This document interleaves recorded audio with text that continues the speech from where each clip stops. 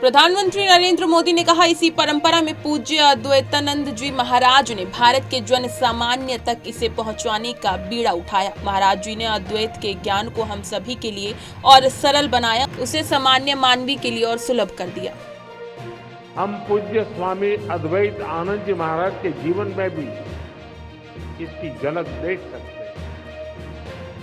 एक समय था जब आदि शंकराचार्य जैसे आचार्यों ने अद्वैत दर्शन के गहरे ज्ञान की व्याख्या की थी।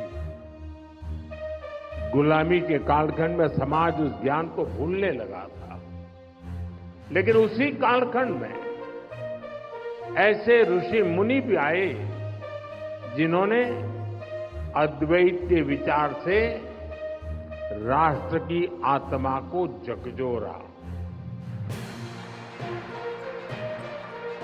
इसी परंपरा में पूज्य अद्वैत आनंद जी महाराज ने भारत के जन सामान्य तक इसे पहुंचाने का बीड़ा उठाया। महाराज जी ने अद्वैत के ज्ञान को हम सभी के लिए और सरल बनाया, उसे सामान्य मानवी के लिए सुलभ कर दिया। 26/11 मुंबई हमलों के आरोपी तहव्वुर राणा के भारत प्रत्यार्पण पर पूर्व वित्त मंत्री और कांग्रेस नेता पी चिदम्बरम ने कहा, ये प्रक्रिया 2009 में शुरू हुई और 2011 में इसमें तेजी आई। अब अमेरिकी खुफिया एजेंसी ने राणा की पहचान की। मैं विदेश मंत्रालय, खुफिया एजेंसियों और NIA को लंबी और कठिन लड़ाई के बाद राणा को सफलतापूर्वक भारत वापस लाने के लिए बधाई देता हूँ। I have already welcomed the extradition of Rana. This process began in 2009 and then in 2011 it gathered pace after the US intelligence identified Rana. It's taken a long time, nearly 13-14 years to actually extradite him to India.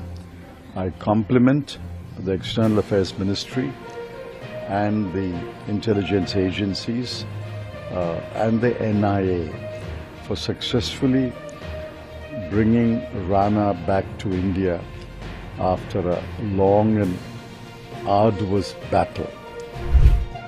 पलायन रोको, नौकरी दो। पदयात्रा पर RLM के राष्ट्रीय अध्यक्ष उपेंद्र कुशवाहा ने कहा, ये सब इनका दिखावा है। चुनाव नजदीक है, इसलिए जनता को आकर्षित करने की दृष्टि में इस तरह का आयोजन विपक्ष के लोग कर रहे हैं। सब दिखावा है इन लोगों का। चुनाव नजदीक है, इसलिए जनता को आकर्षित करने की दृष्टि से इस तरह का आयोजन कांग्रेस के लोग या विपक्ष की किसी पार्टी से लोग कर रहे हैं। वरना जहां इनकी सरकार है वहां जो बेरोजगारी है उस समस्या पर तो उनका ध्यान ही नहीं, और दूसरी जगह आकर दिखावा करते हैं, नौटंकी करते हैं। NSUI के राष्ट्रीय प्रभारी कन्हैया कुमार ने कहा, हम सरकार से नौकरी मांग रहे हैं। हम सरकार से कह रहे हैं कि पलायन रोकिए। सरकार हमारी बात नहीं सुन रही और जब तक सरकार हमारी बात नहीं सुनेगी तब तक हम लोगों की बात सुनते रहेंगे और सरकार को अपनी बात सुनाते रहेंगे।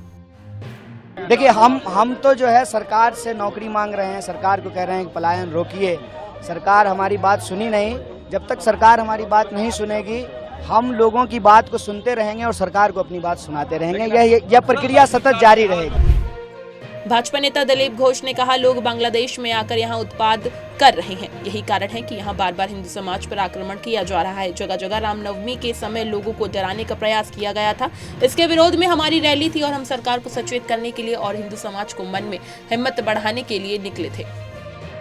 देखिए, मालदा, मुर्शिदाबाद, दिनाजपुर, नदिया, बीरभूम, हावड़ा जिला को हिंदू शून्य करने की साजिश चल रही है। बांग्लादेश से आकर के लोग यहाँ उत्पात कर रहे हैं, तो इसीलिए बार बार यहाँ हिंदू समाज के ऊपर आक्रमण हो रहा है। मोथाबाड़ी मालदा में, जंगीपुर मुर्शिदाबाद में, झाऊबना मुर्शिदाबाद में, जगह जगह रामनवमी के पहले जो को डराने का प्रयास किया गया। उसका विरोध में हमारा रैली था। सरकार को सचेत करने के लिए हम निकले, यहाँ की हिंदू समाज को हिम्मत बढ़ाने के लिए हम निकले थे। हमारे माननीय विधायक हैं, सांसद है, सब लोग थे हम लोग। तो ये DM ऑफिस जाने का था, DM थे नहीं, निकल गए वो। हम यहाँ तक आके अपना वक्तव्य रखा और यहाँ से आंदोलन को समाप्त किया। आगे अगर कार्रवाई नहीं होती तो आंदोलन आगे जाएगा।